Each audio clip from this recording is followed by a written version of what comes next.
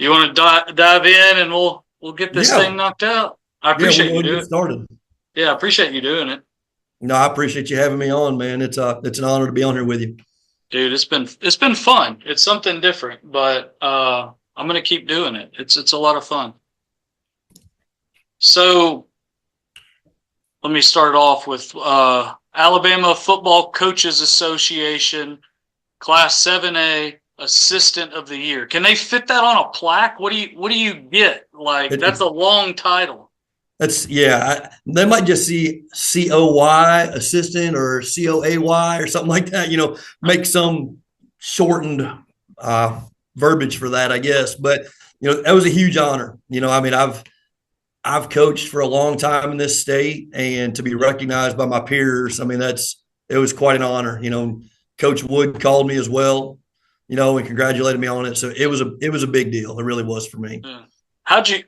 Is that how you found out? Did Coach Wood call you, or how'd you find out? No, Arvia Holmes, who he Yeah. sits on the board, Yeah. he called me and told me that I'd been recognized as the assistant of the year.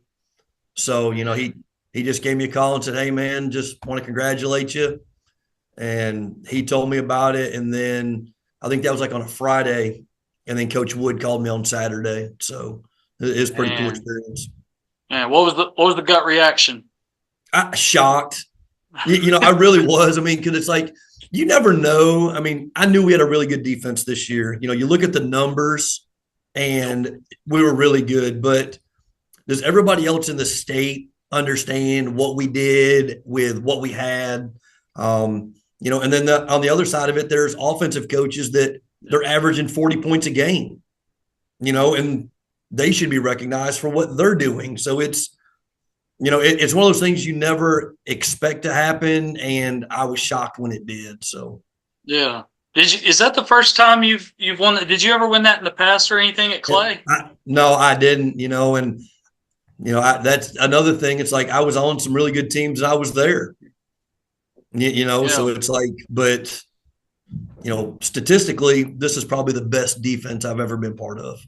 Yeah. Let's talk about that defense. I'm looking at the numbers because I love getting into those numbers this year. You probably know that.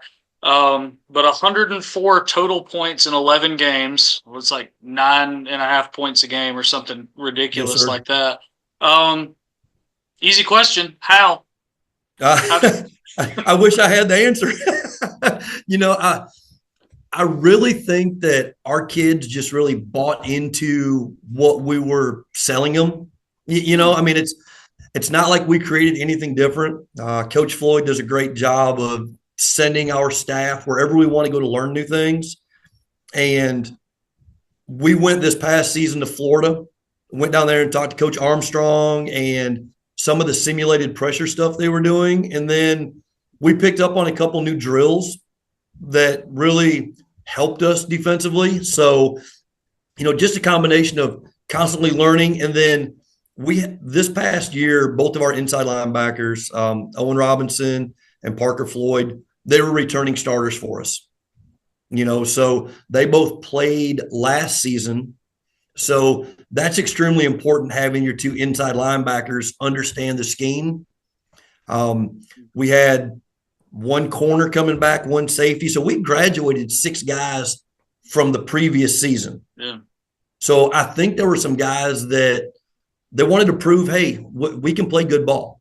So they played with a little bit of a chip on their shoulders. And, whatever we told our guys defensively, they just believed it, bought in, and, executed it. Yeah. Man, like what? Like, because I was looking. Let me make sure I got this pulled up over here.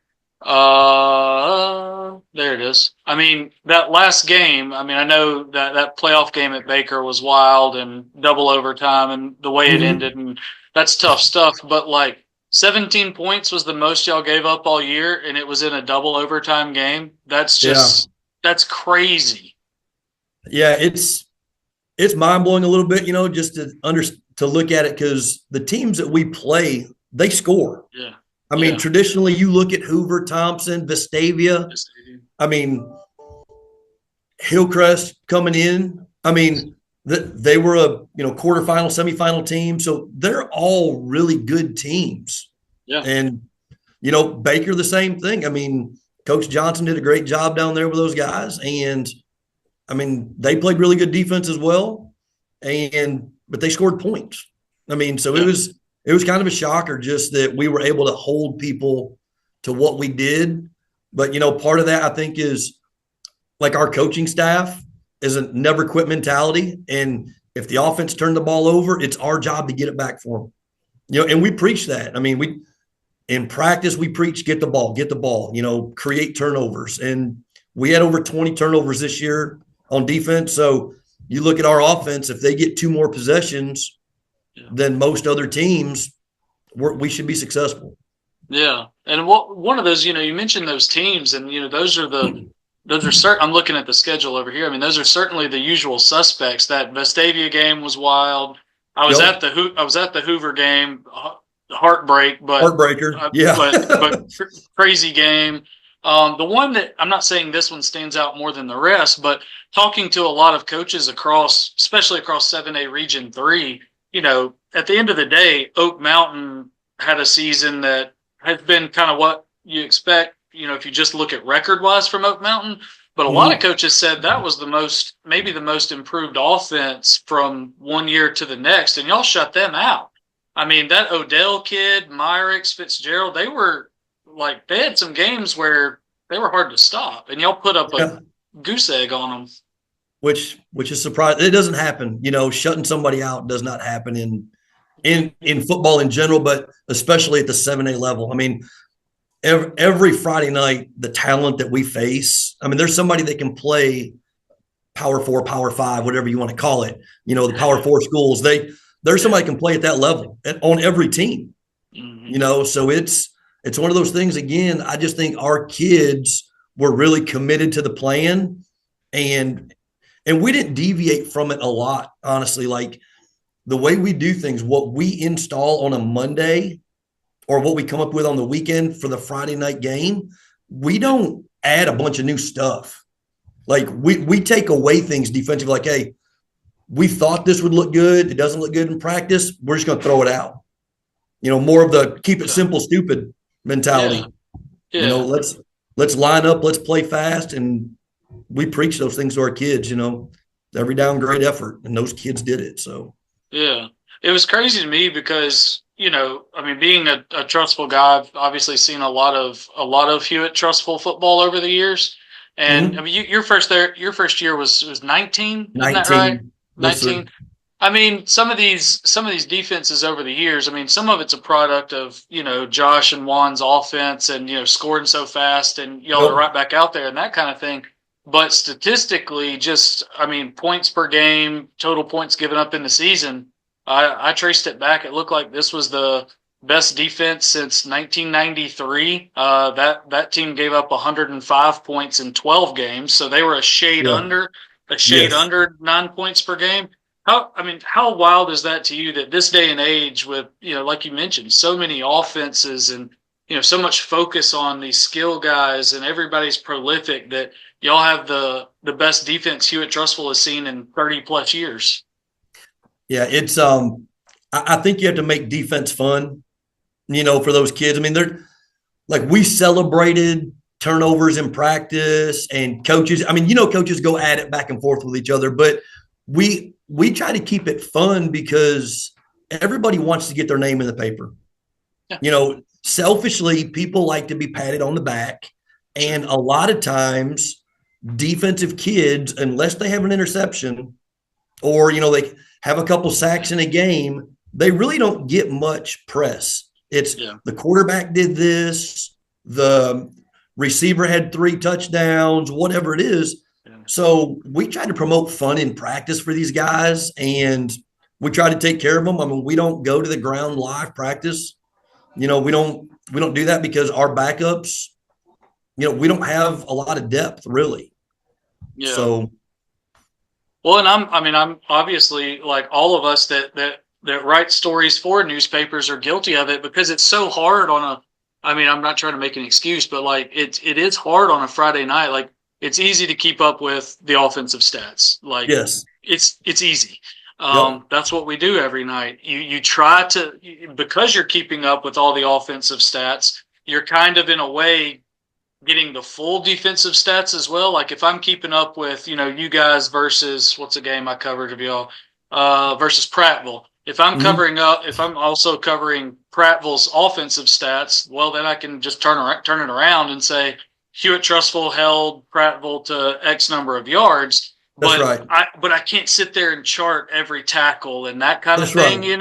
It's Yep. crazy hard. So it's like when we get to the point, week after week, like when me and Kyle would do the podcast, we would try to mention guys' names then. And then certainly this time of year when you get postseason and, some of these, all metro, all state, when that stuff starts coming out, you're trying to almost make up for lost time in a way Oh and yeah, give I these guys understand. their due, because it's so hard in season, even though that's you need to do it, but you've only got so many hands to write everything down. I definitely understand. And fans love offenses.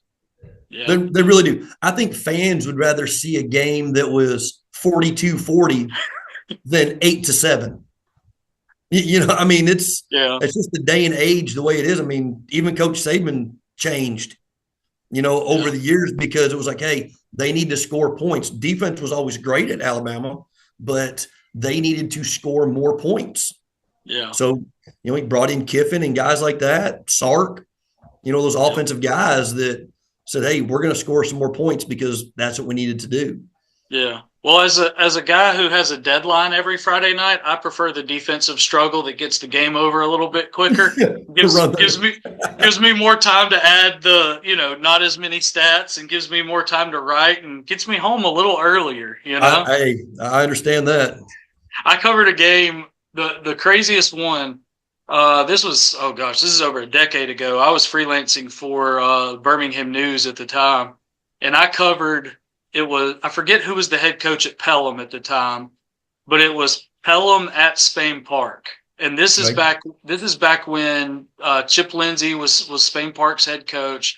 Nick Mullins was the quarterback, Probably and Brett Burnett. Was Brett. Brett Okay, Burnett the head coach at Pelham? it might have been.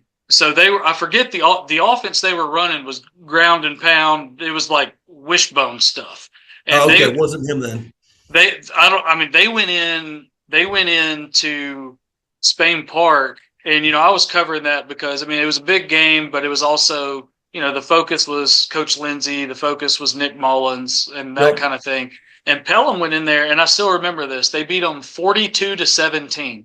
Now, Oh, 59 points in a game is a decent amount, but yep. that game was over before 9 p.m. because Pelham would chew clock but score, and Mm-hmm. then the two touchdowns Spain Park got are just like big long bombs. I had my Yeah. game story done before 10:15, and usually that story's in by like 11. And that was in a game like that still had 59 points. Fastest game I've ever covered, and yet it still had almost 60 points. It's Yeah. crazy. When you run the ball, man, that clock just, I mean, So fast. you've seen Vestavia before. I mean, Vestavia will ground and pound you to death. And before you know it, it's like, Yeah. oh my gosh, there's 2 minutes before the half. Yeah. I mean, and I mean, that style of play works. I mean, Hillcrest does the same thing. I mean, They they can do. pound you with the ball too. So that clock Yeah. goes. So I want to go through some of these names because we're talking about defensive guys. A bunch, I know this is, we're in January right now, but a bunch of these guys that were contributors to this great defense will be back. Denarius Crawford Yep. was big time. Will He was. Phillips is big time. Man, he comes from a line of some big time. No Uh, doubt. Dante Seals, uh, Parker has another year. That seems crazy to me. I don't know. He's starting to feel like one of those guys that you've known so long that you're like, man, he's still playing there. Yep. Uh, Daniel Harvey at corner, Yeah. Daniel Harvey played some corner for us, but Caden Ali started for us this Caden year. Ali, He's Ethan coming Ridley. back. Ethan Ridley's one of the corners. So our that's one of the positions we have a lot of depth. I Mm-hmm. mean, so like Michael graduated for us. We had 3 guys graduate from our defense this year. and we've He's got only 8 30. coming back. So, I mean, Drew Ollis, he was our defensive Big end. time. He's a ball player, made plays for us. He's also, starting catcher for the baseball team. So he's a tough, hard nosed kid. It's gonna hurt losing him. And then Owen Robinson, at linebacker, he was 100 tackles on the year, leader on the Sheesh. defense for us. And then Igbo at corner. But we'll graduate those 3 guys, but everybody, both safeties are coming back. Got a corner coming back, 3 of the 4 linebackers and 2 of the defensive linemen. Basil Alabzi, who played our nose for us, he's Yeah. coming back. And then, you mentioned Parker, but then Harrison Malone at outside Yeah. linebacker, he's coming back. And he was a young kid for us last year that stepped up and played. So it looks good. Now, the standard is now, can we do the same thing we did this year and get better? And get better. And that's the thing I'm big on. It's like, hey, the 24 team, this is what they did. What's the 25 team going to be?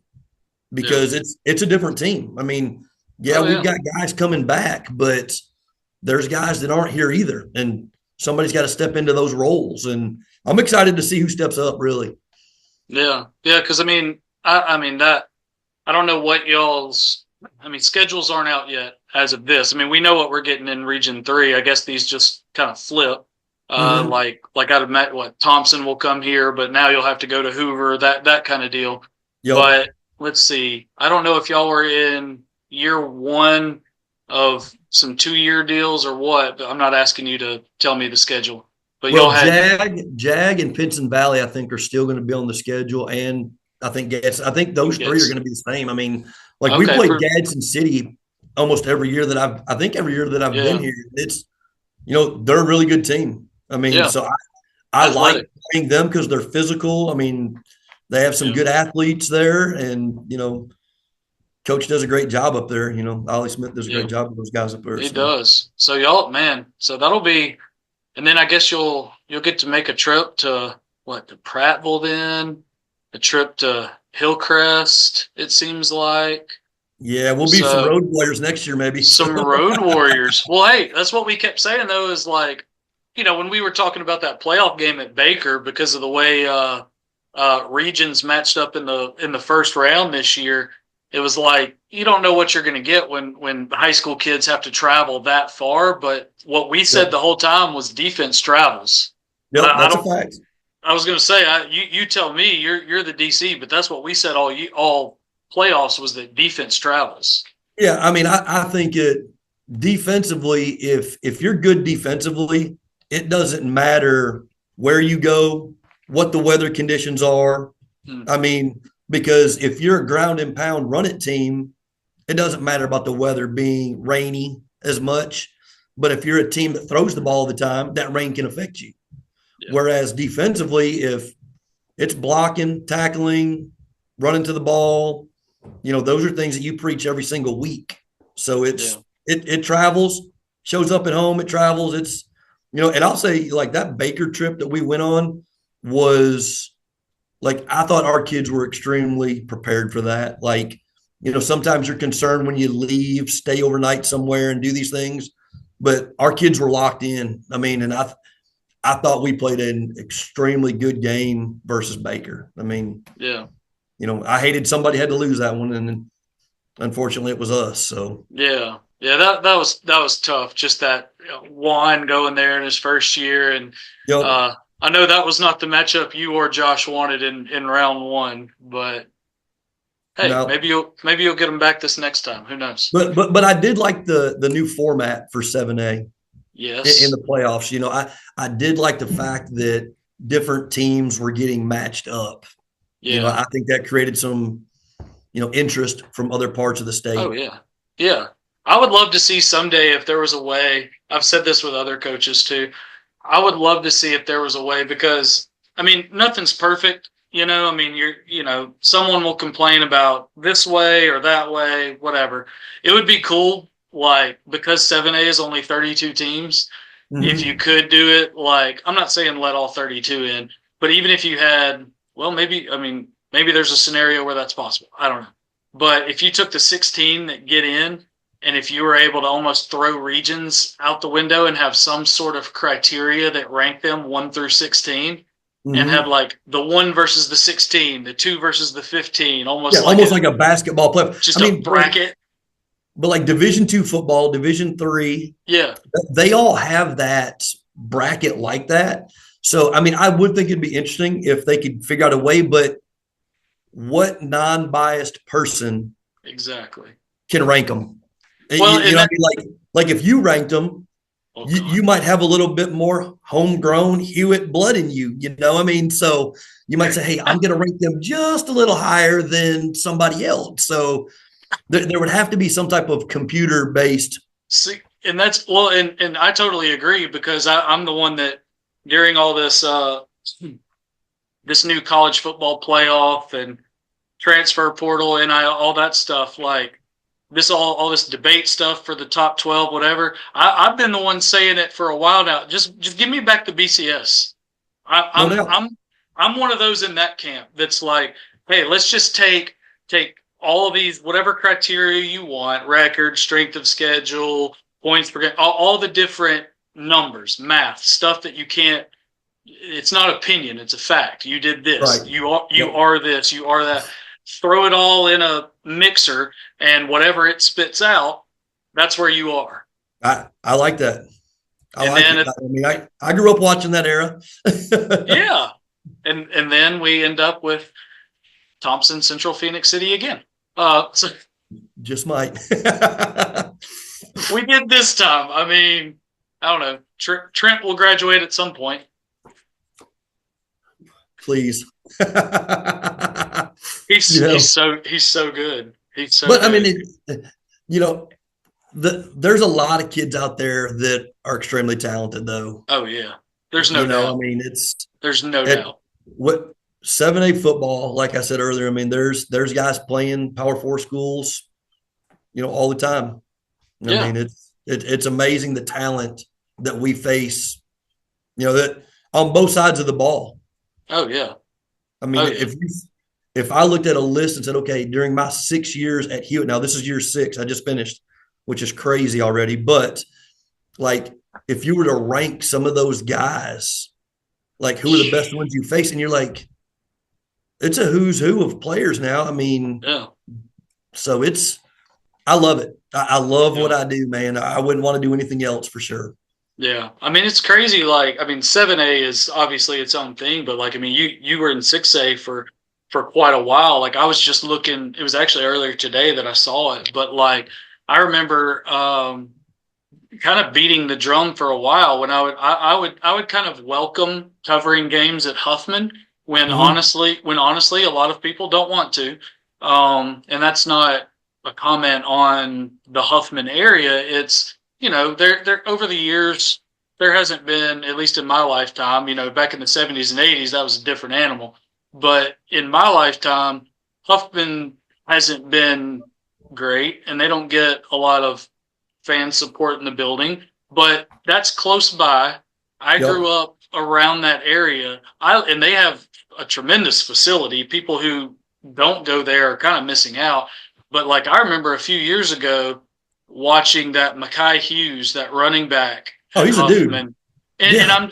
and like he wasn't getting noticed a lot, at least locally, because he kind of played on a bad team. And I'm Mm-hmm. watching him, and this is when Bill Smith was the coach there, Yep. and I'm watching this guy, and Bill saying he's going to be that dude. And I remember covering some of those games. I think I covered Huffman, Vestavia, Huffman. I don't remember who else. Huffman, a Huffman Chelsea game maybe, and watching him just straight dominate with not much to run behind, and he's just going for 250 and 5 touchdowns like it was nothing. And I'm Yep. like, this guy's going to be the real deal. He goes to Tulane. We saw what he did, and then Oh, yesterday he hit. I mean, he hits the portal, and now he's at Oregon. yes. And I'm like, I mean, like that's a dude that who kind of went under the radar, and now he's at one of the top 5 programs in the country. It's crazy. Yeah, I mean, I just think that like a kid like that, and there's so many other kids out there that if you put in the work, you're going to get noticed. Yes. I mean, it's And I'm a big believer in that. Like, you just have to work. Nobody's going to give you anything. Okay. I mean, it's if you want to be that guy that ends up at Oregon, okay, what's the path that's going to get you there? I mean, look at Tez Johnson, right? I mean, Yeah. from Pinson, Yep. undersized receiver, could fly, Yeah. and now look where he's at. I mean, but he never quit. That's That great. kid has worked his entire life to get to that point. So that's kind of like I preach that to the kids here all the time. Like, if you want something, you got to go work, you got to go earn it. That's kind of my thing. Like, if you want more playing time, go earn it. You want a Division I scholarship, go earn it. They're not just going to give it to you. So Yeah. I know that's your hashtag. Where did that start for you? I guess when I was younger as a kid growing up, I didn't come from a wealthy family. I'll say that. I mean, everything that we got, we had to work for, Yep. and that was just kind of the way I've always grown up. Is I didn't expect anybody to give me anything, and it's kind of just stuck. My mom kind of just embraced that as well. I would say, like, if you want to go to college, nobody's just going to open the door and say, "Hey, here, come on in," or if you want to play college football, like, undersized kid, not running a 4.4. I didn't do that, but if I wanted to go do it, I had to go work for it and earn it, and it means a lot more to me, and it should to others if you actually go and work for it versus, oh, here you go. I remember my first car. Like, I had to work and save money to get that versus, What kind of car was it? I'm going to date myself here now, 1981 Monte Carlo. Love it. Love it. But, it's one of those things, like, I worked for that and I took care of it Yeah. versus sometimes kids today get things given to them and they don't appreciate it as much. Yeah. So, No, that's I think it's that, important that you find value in yourself and you work hard to achieve the goals that you want. yeah, I mean, that rings obviously true. Like I remember I wrote a story this is years ago with on Bucky McMillan when he was the head coach at Mountain Brook Mm-hmm. basketball. Yep. And I had heard that his practices and stuff were kind of legendary, and they like to go fast and bucky ball and all that. And so I just kind of asked him, kind of lay out what that is for me, like describe it for me. Just give me an idea. Yeah. And he was like, honestly, he was like, I grew up here. He was like, you know what Mountain Brook by and large is kind of like. He was like, Yep. I've got to create the adversity for these guys. Like, some of them might come to practice in their Range Rover or whatever it might be. There's not a a ton of just lived adversity. So he's like, I've got to make practice and whatever else, workouts. I've got to make it the hardest thing for them. And then by the time they get to the game, he's like, that's why we play so carefree and easy. Is by the time they get to the game, they're like, oh, thank God, we don't have to practice anymore. Like we're ready. I believe in that as well. It's you make practice hard so that the games are easy and they can play Mm-hmm. fast. I mean, and that's like us. For football, one of the things we do is we try to let the kids figure it out instead of stopping practice and saying, "Hey, we need to do this." Now we'll correct it on film that night, but I like to see in the moment in practice, what are they going to do? How are they going to make a check? What changes are they going to do? So you make it hard in practice so that the games are fun and easy Yeah. or easier. They're never easy, but especially in our region, there's not one easy game we have. So No, no, not at all. Um, I'm curious about this. This is gonna, when you got the job over here, I'd covered you at Clay, and then I wrote a story when you got the job here, and I was going back kind of through that story. yeah, You still got the same wristbands that I wrote about? I've still got them. They've actually broken over Yeah. time, but they are on my dresser at the house. Tell the story. Well, the one wristband. Let me think about what it says on it. I don't remember if it says One God of is them bigger. got us God is bigger. Yeah. bigger, I think is what it says. Mhm. And the story on that wristband that I wore all the time was we were in a state championship game, walking off the field after we got beat, and laying on the ground is that wristband. And I pick it up, and it made me just realize, like, I love this game, but there's more out there than just this game. God is so much bigger, and I'm in this position to change lives and help kids. And it's crazy. I was talking to somebody this morning from Clay from like 2006 or 7 that I coached.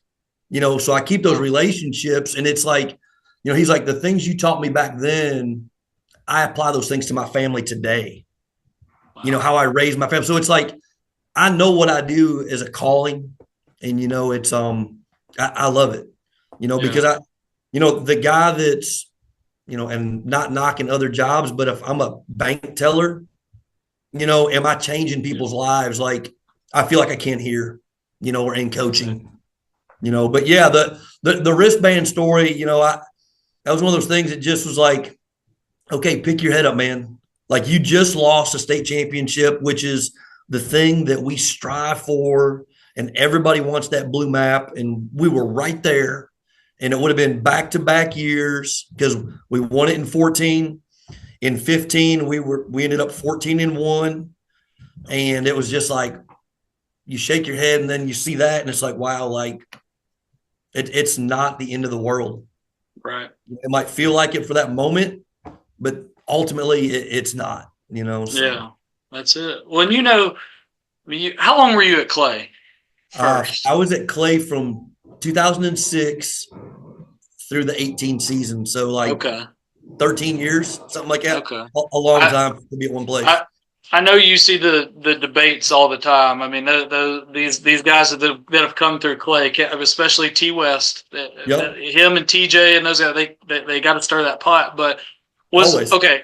Like I know the 14 team won it. I covered Yes. almost every game that year, and then the 15 team, like you said, fell in that state championship game. Which one of those was more talented overall? Oh man, between the 14 and 15, Yeah, I mean, I see the debate. yeah, I mean it's I mean, the 14 team raised the trophy, so yeah, I mean, and there were a lot of kids that played on both those teams. I mean, yeah, juniors, like yeah, Piggy T, you yeah. know, junior year, balls out, and then back his senior year, Hmm.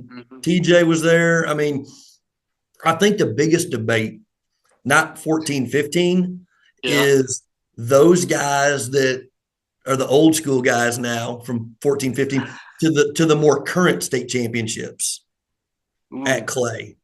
You ooh. know, when who is it? I think maybe Caleb was a quarterback then, Caleb Johnson. I Caleb think Johnson. I think they won it with him. Yep. And that's the one that T West and those guys like to stir it up. Like, which one's better? The 14 team or the team that won it in, when did they win it? 2021, something like that, maybe it was. But 21 and that's, then 23. yeah. So that's where they like to stir it. The OGs, are they better? Or these new cats that just came through, are they better? I'm gonna say it. 2014 beats 21. I'm just gonna. I'll say that. Now, now And you I want to didn't go follow them as close then either, so I true. knew some of the kids on those teams, but I Now, was now you get that 23 team against some of those teams that you were a part of. We might have a ball game. yeah, that's true. Okay, We how are. about 2014? That offense was crazy. Mm-hmm. Um, that 2014 Clay Chalkville offense versus the 2024 Hewitt-Trussville defense. How many y'all giving up? Woo! um, I don't know. I want to say we're gonna hold them to our numbers. If I don't Okay, have confidence in what I'm doing and what our kids can do, that's it. what am I preaching and selling to my kids if I don't believe in what we do? How would you defend a team like that? Like a team that has Piggy T that can do everything, but then he's also got TJ Simmons, he's got Nico Collins, until he got hurt, you've got T. West, you've got Art Smith. How are you defending a team that's got so many weapons? Well, I mean, you just have to get your kids to buy into what you're doing. And it's one of those things like stop the run. I'm a big stop the run first guy. Yeah. And then say, okay, look, yeah, they've got this receiver and this receiver, and we got to win those one-on-one matchups. Make them one-dimensional versus, hey, we're not going to let the quarterback run the ball and the running back, and they've got the throw game. So you try to make somebody one-dimensional and take away what they're best at. I mean, we've played Thompson before, and Thompson has had really good receivers. I mean, this year's Hoover team I thought was one of the most talented offensive teams. Oh, yeah. You know, I mean, their skill kids were really, really good. So it's like, you know, we face those guys, and you just got to say, hey, go win your one-on-one battles. Yeah. Man, it's a very politically correct answer. Well done. Yeah. Well done. I was part of both of those things. So, you know, I went against the 2014 team all the time in practice, and those were some spirited practices, you know. And the one thing I'll say, the common denominator, 2014, 15, this past year, is those guys in our team at Hewitt this year all played for each other. Like there was not a big ego, look at me type guy. And I think that those are the best teams you can be part of. And those are the teams that, you know, the team that we had in 23 with P. Floyd, you know, at quarterback. You know, there was not a big ego on that team. Look at me. It was like, hey, us, us, us. And when we're all pulling together like that, I mean, you can beat anybody. So, you know, I think there are more talented teams out there at times, but are they all pulling in the same direction? You know, and I think that's one of the things that we've done a really good job here at Hewitt is, you know, getting everybody to buy in. And, you know, that was kind of one of the things this year was everybody be all in. Like we want everybody to be all in, whether you're the third string corner, you're the second string snapper, whoever, let's all be bought in because one success, all succeed. That's it. That's it. What's the off season plans for you as a defensive coordinator? What do you do? Well, you know, you do your year-end evaluations, you know, do your self-scout stuff. And I was talking to somebody, they said, hey, look, you know, I'm a guy that believes in constantly learning new things. Okay. I mean, I've coached, I looked at it the other day. This is year 20 in the state of Alabama for me. And then I've got 2 in Georgia and 2 in Michigan. So I've been doing this for a long time. But I was like, okay, I want to look at this. I want to look at this. And he goes, what do you want to do? He said, sometimes people are chasing things that they don't need to chase. So I'm looking for small details that we can do in the offseason to make us better, get us over the hump, because I don't think we need to revamp or change a lot. It's just 1 or 2 nuggets that we can find. So obviously the in-state clinic, you know, go to that. And then Alabama and Auburn both have clinics, and there'll be guys on staff that go to both of those. But right now we're probably looking at possibly going to Vanderbilt. Josh does a great job of asking me, where do I want to go?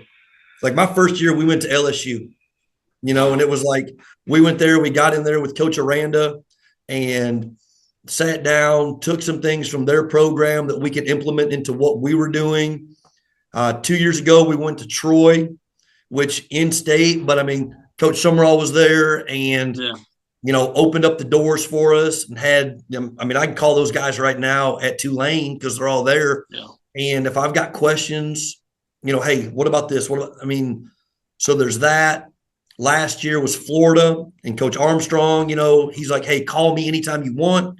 So we go to these different programs, looking at Vanderbilt this year, and not because of what they did against, you know, the in-state team here. Yeah. You know, that's not the reason why we pick them, but I looked at what they run defensively, coverage-wise. Does it match up with what we do?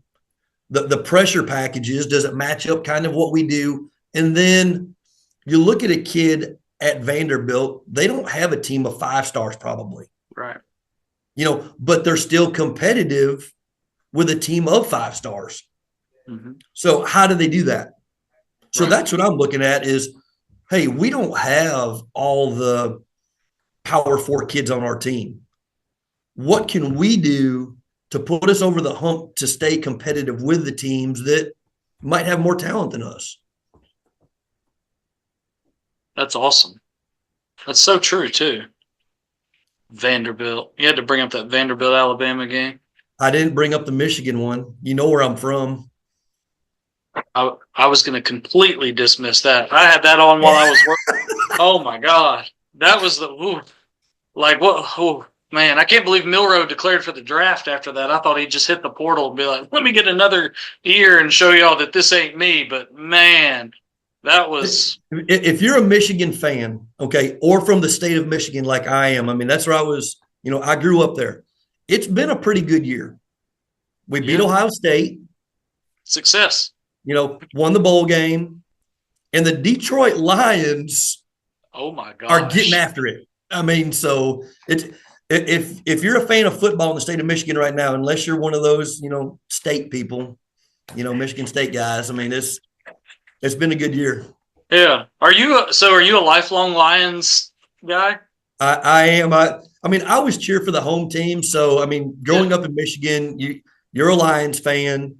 You pull for the Tigers. And then, the Red Wings, when I was younger, the Red Wings had made like the playoffs 24 straight years or something. And then they haven't been as good lately, but back in those days of Steve Yzerman, Brendan Shanahan. That's exactly the 90s. They were getting after it, but I'm also a huge Steelers fan, which out of nowhere, I mean, and I'll date myself, but I remember like watching the black and white TV with Terry Bradshaw on it. And, that was, I just became a Steelers fan and I followed them ever since. And, I like their coach, and they've only had 3 like in the history of the program. I mean, so it's a great team to follow. And the other good thing is my wife's got family that plays on that team. So it's good. So on the Steelers? Yeah, George Pickens is her cousin. I did not realize that. Oh, yeah. And what's funny is, like, I coached against him before my wife and I were together when he was at Hoover. Yeah. I remember covering some of those teams. Yeah, so, I mean, it was one of those that – so she has really good athletic lineage in her family because also – I'll name drop just for a second to brag on my wife. Yeah. Reggie White is family as well. You're like Green Bay Packers, Reggie White. Yeah, the Minister of Defense, Reggie White. Yeah, because I remember the first Packers fan here. Oh yeah, she's go Pack go big time. Love it. Y'all have some fun then, Lions Packers. Oh yeah, it's almost like the Alabama-Michigan game too. Like it's house divided, and it's my son. He's obviously he knew Malachi, so he's a big time Bama fan. Roman is, and then all of a sudden, about halfway through the game, he's like, "Daddy, I think Michigan's going to win. I'm gonna cheer for Michigan." So it's like, but he's 6, so I get it. Yeah, my almost 5-year-old does the same thing. Like he likes to. He's getting where, like, in the playroom, he likes to, he's still got one of those, like, little kid couches that you can just kind of play on. Yep. And he likes to take a handoff from me. He likes to toss more than the handoff. He's like, why'd you hand it off? Toss it to me. He loves the toss. And he likes to, I'll pull up a picture that has, like, every NFL team's logo. Yep. And he likes to find one that he likes. And he's like, who's this? And I'll tell him. And he's like, okay, I'm that team. And then he takes a handoff and scores, 12 touchdowns for them. That's so awesome. It's one of those things. I mean, and having a kid that age, like Roman is 6, and I don't push any sports on him at all. Right. But every morning, if there's a game on the night before, he'll wake up in the morning and say, Daddy, who won the game? And he'll get my phone and he'll want to look at it, And like this year for Christmas, Santa got him a playbook, and it's Okay. all it is just the offensive line, and then he'll draw the rest of the plays. And I don't say a word to him Wow. about doing that, but he Wow. comes home and he'll just draw plays, and then I'll share them with our offense coordinator. I'll be like, "Hey, what you think about this?" He's like, "Oh, he's an offensive guy for sure." So Roman might be that offensive guy. He ain't gonna be with Dad on defense. So I was gonna say you may have a father son competition down the line here in about 20 years. that'll be all right. Man, that's so cool. I had no idea about your wife and George. Maybe hopefully Yep. Russell Wilson can get him the ball some here this weekend Yeah, no against doubt. We'll definitely be are pulling for them to get after they it. playing the Ravens? Who are they playing? Um, I I need don't to know. check. I'd have to look it up. I think it's the Ravens. Yeah, Eh, Ravens. Yeah, May which is have a to get it. tough battle with Lamar Jackson. I mean, Yeah. that guy's Pickens Pickens trying to get open against Marlon Humphrey, a little Hoover deal. yeah, Hoover on Hoover crime. And okay, Dan Campbell. Well, like, why is he as good as he is as the Lions coach? Players love him. Players love him, man. I mean, and everything he does, I think, is from a player's perspective. Yeah. You know, like he's doing whatever it is to put those guys in the best position to be successful. And like he wears it on his sleeve. Like Yes. he doesn't talk out of the side of his mouth this way and then do this. I mean, if you listen to his interviews, I mean, Yes. that's who he is. I mean, he's a ball coach, and the guys seem to love him because of that. That's what I love. Like I'll watch their games. I mean, like the other night. I mean, the Lions Vikings was must watch just because of what was on the line.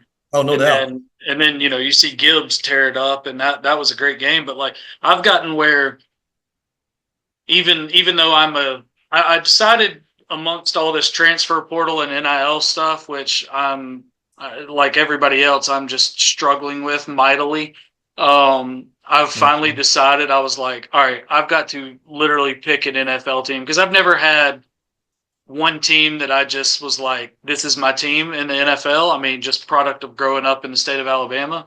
Yep, And I so understand. I settled on the Packers. So I'm gonna be a Packers fan for life. But I find myself every Monday, especially I mean after the Lions win, which has been 15 times, go into their like Twitter page and watching the Dan Campbell, some of the press conference type stuff, but more the like the game ball moments, Oh the yeah, in the little locker locker room room. speech. Yeah, Oh my that's awesome. gosh. Yeah, Every single Monday I'm like I literally in the morning I look it up and I'm like I've got to watch this and it's almost like my Monday motivation. no doubt. I mean, and you can tell he's very genuine. Like Yes. when he celebrates with those guys, it's almost like it's bringing him to tears that he's so excited for those guys to be successful. And I mean, and let's be honest, there was a lot of years Detroit. I mean, when he first got there, they were bad, Ah, bad. I mean, like you can set a record for the most losses in NFL history, and then within your tenure, still you go win 15. I mean, yes. it's wild. Who I'm trying to pull it up so I've got all the teams, but we'll end on this. What's your this will come out before then. So what's your Super Bowl prediction? Who's playing? I hope, and my house will be a wreck if it is. I hope it's the Lions and the Buffalo Bills. I think it's going to be Lions Bills. I mean, and if it is, I'm just like I love my family. I can't deny that. Roman is going to start wearing his Josh Allen jersey because he has three players that he really likes in the NFL: Yeah. Josh Allen, Yeah. Jahmyr Gibbs, Justin Jefferson. Those are Oh man, he don't have a single defensive guy, and they're all NFC guys up there. Or no, Allen is not. But Allen is. I mean, the Vikings, the Lions, the Bills. So if it's the Bills in Detroit, it will be a great day in our house because somebody's going to be happy. Yeah, You know, that will be good. Hope. Dad will be happy, or Roman will be happy, and then if we have to switch with him halfway through, he'll be happy still. Yeah. I hope this is the year that Buffalo, I mean, that AFC's tough, but I really hope this is the year Buffalo can break through and win in Kansas City. Like, I don't know, I don't know what it is. Like everybody talks Mahomes and rightly so, but like that team is built in the trenches. That I mean, Yes. they haven't been pretty at all this year, really. Like, No. but they just keep winning because they're winning up front. Yeah. I mean, even like you look at like what Kelsey has done in the past, like his numbers Yeah. aren't what they normally are. Mm-mm, You know, I not at mean, all. it's more ground and pound. I mean, who's the rookie they got? I think he's a rookie this year out of Texas, I think maybe. Xavier Worthy. Yeah. I mean, he's a dude for him. But I Mm-hmm. mean, he's not just catching deep balls. They're getting him the ball in space, you know, with Yeah. jet motion and stuff. So it's, Mm-hmm. I don't know, man. It's Yeah. the AFC still goes through Kansas City. Yeah. I Oh mean, man, unfortunately, that's just the way it is. So, that is the way it is for now. So we'll see. That's a loaded bracket though. I mean, and you've got so many like connections and rooting interest in this. Like you mentioned, like Pickens with the yep. Steelers. You've got Nico doing like I mean Oh, Pro but not, Bowler in Houston. it's crazy. I talked about him this morning when I dropped off my son at daycare. One of the ladies there, you know, she's from Clay and she knows Nico a little bit. And she's like, Yeah, how about Nico? Just everything he's doing, you know, and he's just crazy. such, and I said, kid, I said, he's just such a great kid, you know, like, and I know that he's grown now, but he's always going to be one of those guys for me. Yeah. But, you know, he's done great things. I mean, he was extremely talented in high school. You know, when he got to college, you know, he just didn't blow up. You know, he wasn't like, hey, he's a first round guy, you know, or Not you know, not in a top. not that guy in a Harbaugh offense. No. And then all of a sudden, it's like he gets to Houston, never stops working, continues to grind, and then all of a sudden, he's in a Pro Bowl this year. Like Unbelievable. phenomenal. And then what? Bo Nix, he's been great. I mean, you've seen him Yeah, when he was at Pinson Valley. So yeah, I mean, there's a lot of Alabama connections in these playoffs. yes, it is. It's awesome. I mean, because like you said, growing up, I mean, there's not an in-state team to pull for in the NFL. I mean, Mm-mm. either you're going to be a Falcons fan usually Oof, or a Saints fan. I mean, oof. it's one of those two. It seems Yeah, like in the state, and I guess that's why college football is so big here. You yeah. know, because everybody pulls for Alabama, Auburn. You know, but the Pac's a good choice. My wife will support that decision.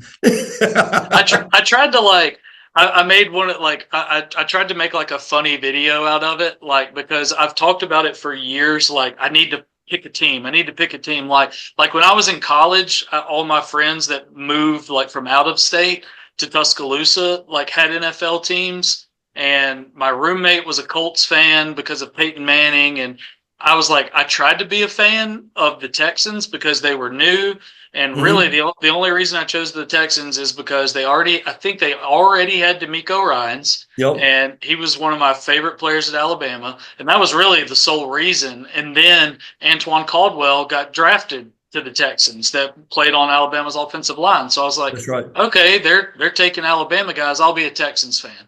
Well, that lasted like college, and it never really stuck. And then my brother is a huge Falcons fan, and I see the misery he goes through, and I'm like, I'm just like, that ain't it. And I didn't want to like, because I'm a huge Braves fan, and I mean, that's like a birthright for me is to be a Braves fan, Mhm. and I just didn't want to be a Falcons fan, and I was like, I love history, so like, you know, the Packers and some of that you know, fan owned investment. Like there's a history there. Yeah, no And doubt. I love that. So I was like, as a history guy and a sports guy, I was like, I'm going with the Packers. So I like it. I mean, that's a great choice. I mean, you can't go wrong with the Pack. I mean, that's one of those teams that they're never going to change who they are.